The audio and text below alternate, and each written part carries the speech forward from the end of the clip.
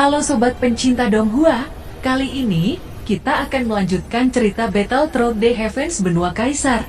Cerita dan video ini diambil dari channel Nobarta. Tanpa banyak basa-basi, mari kita simak alur ceritanya. Melanjutkan dari cerita sebelumnya, pada saat ini tiba-tiba sosok bergegas keluar dari tanah. Xiaoyan buru-buru menghindari saat bayangan penguasa Sunlan melewati hidungnya. Xiaoyan segera menstabilkan tubuhnya. Setelah itu dia melihat dua sosok yang muncul di depannya. Itu adalah ketua Kuildan yang setengah manusia dan hantu. Penampilan ketua Kuildan saat ini telah sangat berubah. Tubuhnya ditutupi dengan garis api. Matanya kosong yang tampaknya sudah digantikan oleh api. Dan dia memiliki satu sosok di belakangnya yang ditutupi oleh nyala api. Ketua Kuildan menatap Xiaoyan seolah-olah dia hampir kehilangan kesadarannya. Dia membentuk segel tangan dan mayat hidup yang diselimuti nyala api di belakangnya juga melakukan tindakan yang sama. Pria api besar tiba-tiba melesat ke arah Xiaoyan dengan satu telapak tangan. Mata Xiaoyan sedikit terkondensasi. Kekuatan ketua Kuildan saat ini telah sepenuhnya ditingkatkan ke 8 bintang tahap menengah. Dia bahkan mampu menciptakan cloning tubuh api. Meski telapak tangan tubuh api itu tampaknya hambar, tetapi sebenarnya mengandung kekuatan yang jauh lebih merusak daripada yang terlihat. Saya tidak bisa meremehkan serangan itu. Segel tangannya bergerak saat memobilisasi api surgawi di tubuhnya. Dia memiliki banyak penggabungan api surgawi dan itu adalah penghancur yang tidak ada bandingannya. Bahkan api surgawi peringkat 5 seperti Kuildan tidak lagi menjadi lawan. Api surgawi yang dimiliki ketua Kuildan hanya dapat dikatakan sebagai cahaya lilin di matanya. Setelah Xiaoyan menyelesaikan segel tangannya, dia membentuk satu sosok tubuh api di depannya. Bahkan tubuh api yang diciptakan Xiaoyan jauh lebih besar dan mengerikan. Warnanya juga berbeda dari milik ketua Kuildan. Manusia api ketua Kuildan berwarna kuning pucat. Sedangkan manusia api Xiaoyan berwarna ungu merah keemasan. Dua tubuh api bertabrakan satu sama lain di depan mata Xiaoyan dan ketua Kuildan. Suara ledakan keras terdengar terus-menerus selama bentrokan dua tubuh api itu. "Hancurkan!" teriak Xiaoyan. Tubuh api ketua Kuildan meledak pecah di bawah bentrokan ini. Sedangkan tubuh api Xiaoyan masih tersisa dan itu menabrak tubuh ketua Kuildan. Ketua Kuildan terlempar ke tanah seperti roket saat terhantam tubuh api yang diciptakan Xiaoyan. "Penatua Suetu, tolong bantu saya membunuh Xiaoyan. Apapun kondisinya yang diberikan Xiaoyan kepadamu, saya akan memberimu harga 5 kali lipat," ucap ketua Kuildan yang sangat cemas. Dia tahu bahwa jiwanya tidak akan bisa bertahan lama di dunia ini. Oleh karena itu, ketua Kuildan ingin mengakhiri peperangan dan membuat dirinya hidup sepenuhnya. Jika dia tidak menyelesaikan ini sampai batas waktu tertentu, maka dia tidak memiliki kesempatan untuk bisa hidup kembali di dunia ini. Kesadarannya akan sepenuhnya menjadi Edo Tensei tanpa kecerdasan. Penatua Suetu menatap ketua Kuildan dengan ekspresi rumit. Apakah pada akhirnya dia menjadi pihak aliansi Shofu Mansion? Dia bukan tipe orang yang tidak peduli dengan persahabatan. Apalagi dia juga sudah menerima hadiah dari Kuildan. Namun Guiyin sudah memberikannya perintah. Bagaimana persahabatan bisa lebih baik dari hidupnya sendiri? Suetu tidak punya pilihan selain menggelengkan kepalanya pada ketua Kuildan. Dan kemudian diam-diam melirik posisi Guiyin. Ketua Kuildan juga menatap Guiyin setelah tatapan Suetu beralih. Dan sangat marah ketika dia menyadarinya. Perubahan aliansi bayangan pastilah merupakan perintah Guiyin yang disebabkan Zhen Zongfu. Ketua Kuildan menjadi semakin marah dan berteriak, "Aku tidak mengira aliansi bayangan adalah tikus rendahan.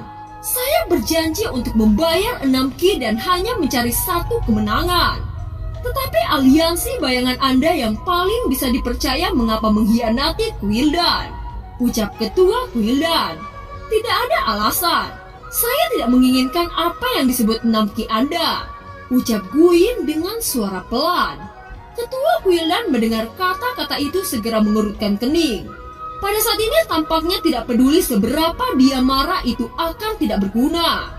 "Zhen Zongfu, Apa yang Anda lakukan untuk membuat aliansi bayangan membantu Anda? Tanya Ketua Quildan. Hahaha, Ketua Quildan, Anda tidak tahu bahwa di dunia ini tidak semua bisa dibeli dengan uang, ucap Patriark Zenzongfu. Ketua Quildan tidak bicara dan tidak melakukan apa-apa. Apa yang terjadi secara alami juga disaksikan oleh leluhur Quildan. Bagaimana mungkin dia tidak memahami perubahan situasi di depannya? Bagaimana mungkin dia tidak melihat aliansi bayangan mengkhianati Quildannya?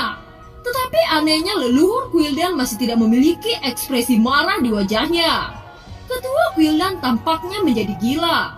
Dia mengawasi semua orang dengan marah dengan niat membunuh dengan penuh kebencian.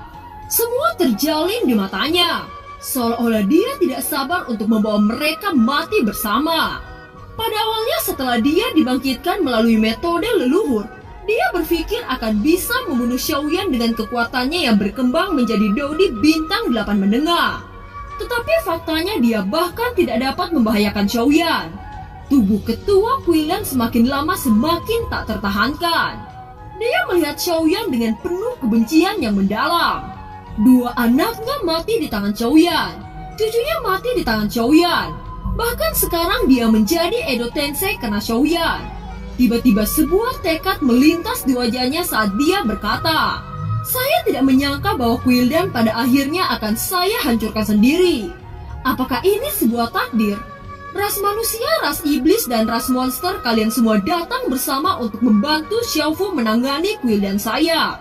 Meski sekarang saya mati, saya akan menyeret Xiaoyan untuk hilang dari dunia ini," ucap Ketua Quildan. Zenzongfu dan Guiyin semua terkejut melihat makna dari kata-kata Quildan. Ketua Quildan tampaknya sudah menjadi sangat gila. Mereka merasakan sesuatu yang buruk pada saat ini. Segel tangan Ketua Quildan terus bergerak. Semuanya dapat melihat bahwa darah daging Ketua Quildan dengan cepat melepuh. Dia gila. Ketua Quildan akan membakar hidupnya. Sepertinya dia akan meledakkan api surgawi, teriak Patriark Zenzongfu. Api surgawi adalah objek mematikan yang dipenuhi energi kekerasan dan juga menghancurkan. Di antara tiga keajaiban, objek api surgawi adalah energi yang paling menghancurkan. Tiga keajaiban masing-masing adalah hal-hal yang sangat berharga dan langka di dunia, dan jumlahnya sangat terbatas. Tiga keajaiban juga memiliki kelebihannya sendiri. Api surgawi hanya dapat dimurnikan oleh manusia. Setelah memurnikan api surgawi, seseorang akan memiliki peluang untuk menjadi salah satu alkemis top. Dalam pertempuran tiga keajaiban itu, api surgawi adalah yang lebih menonjol di antara keduanya. Kehancurannya terlalu mengerikan. Setelah seseorang meledakkan api surgawi, maka semuanya akan dihancurkan menjadi reruntuhan. Bahkan tanah akan meleleh dan tidak bisa melahirkan rumput walaupun 1 inci. Seolah-olah semua kehidupan akan mati karena dampaknya. Tentu saja sejak zaman kuno ada banyak orang yang ingin meledakkan api surgawi. Api surgawi sendiri adalah roh. Ketika sudah dimurnikan, ia akan suka rela mematuhi tuannya. Jika pemiliknya memilih untuk meledakkan api surgawinya sendiri, itu tidak lebih dengan mengkhianatinya. Dalam sejarah tidak ada kasus yang berhasil selamat setelah meledakkan apinya sendiri. Bajingan, jika orang gila itu benar-benar meledakkan api surgawi, bahkan seluruh kota raksasa akan hancur. Kita harus mengambil gambar bersama dan menghentikan dia, teriak Zenzongfu. Leluhur Quildan juga tampak terkejut dengan tindakan Ketua Quildan. Segera dia yang selama ini hanya diam mulai berbicara. "Liu Yan, jangan lakukan itu. Saya masih memiliki jalan keluar. Kita masih memiliki cara lain untuk membunuh mereka semua," ucap leluhur Quildan. Setelah kata-katanya jatuh, leluhur Quildan sekali lagi membentuk pergerakan segel. Tiba-tiba tanah di bawah bergetar hebat. Itu terbelah dan mengungkapkan sebuah ruang bawah tanah. Baru kemudian terungkap bahwa di dalam ruang tanah sebenarnya Quildan menyimpan ratusan peti mati. Itu muncul di hadapan semua orang yang tercengang. Hal yang membuat semua orang terkejut bahwa peti mati itu bertuliskan raja dari semua Edo Tensei. Untuk memurnikan keberadaan seperti itu didasarkan dengan darah naga dan api surgawi. Bagaimana mungkin Quildan bisa memperoleh darah naga?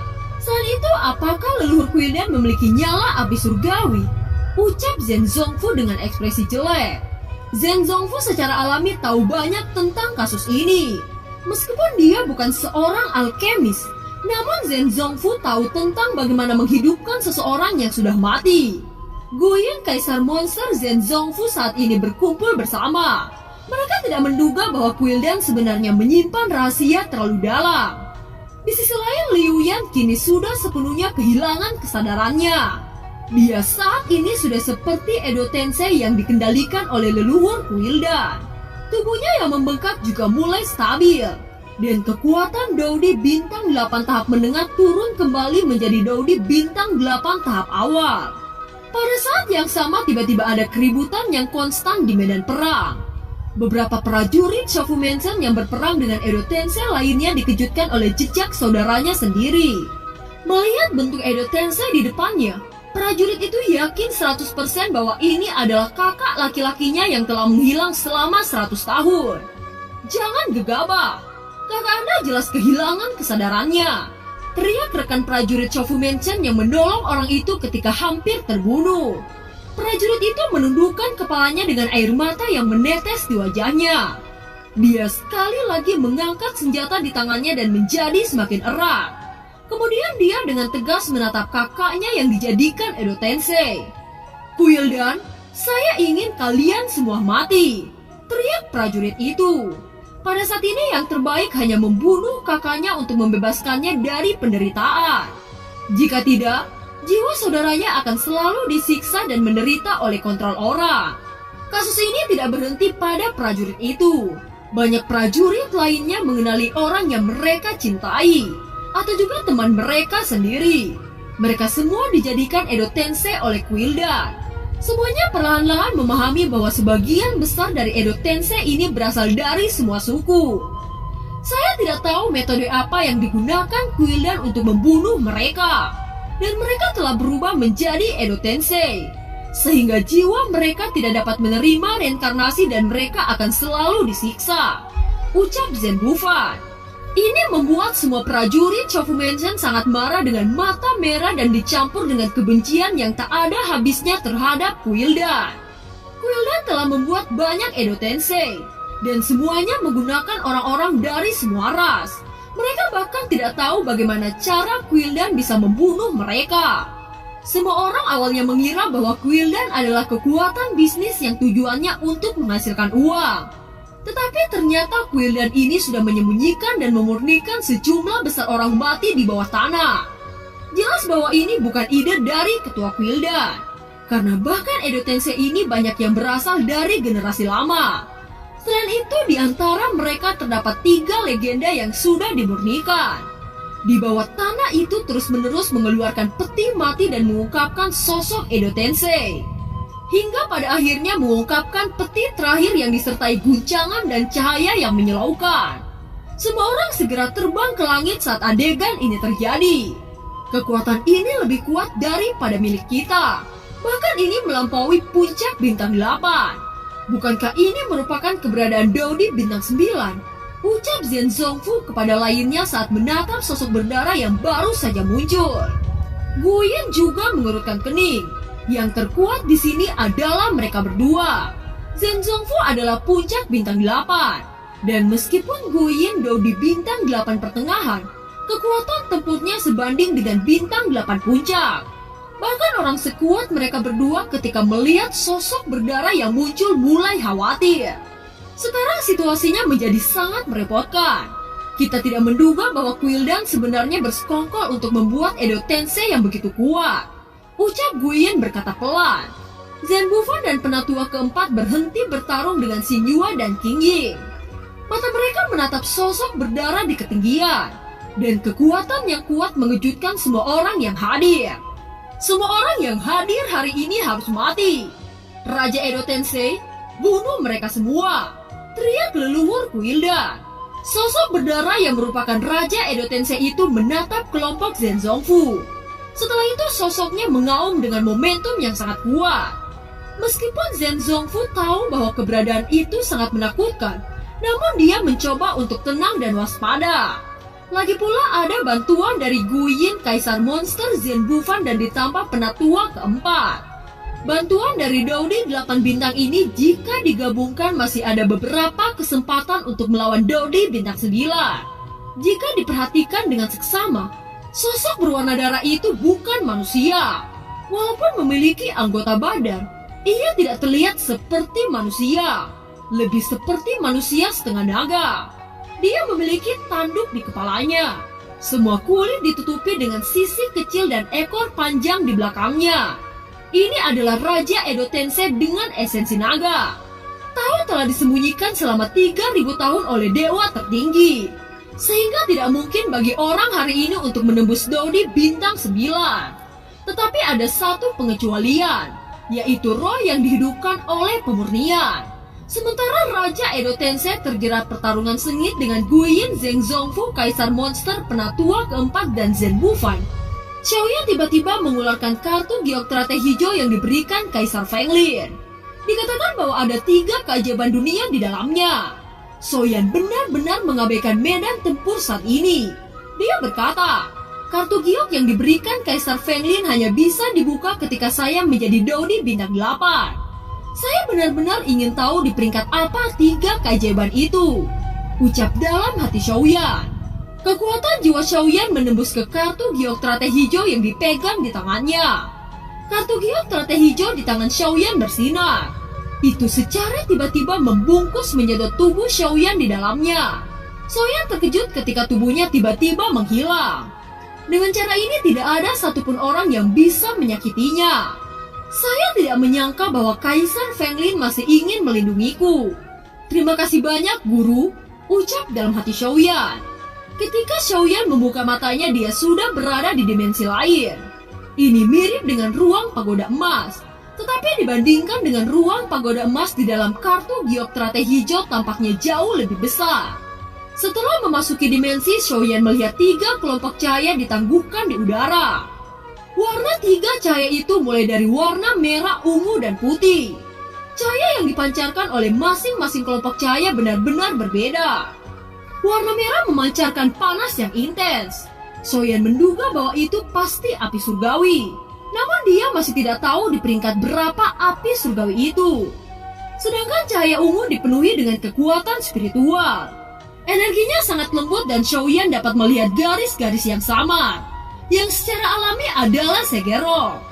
Yang terakhir cahaya putih memancarkan dingin yang ekstrim. Xiaoyan tahu bahwa itu adalah roh hantu. Xiaoyan segera mengulurkan tangannya dan mengawali dengan meraih cahaya putih roh hantu. Setelah kontak awal, Xiaoyan hanya merasakan kulit kepalanya mati rasa. Dan merasa jiwanya langsung tersedot oleh kekuatan besar.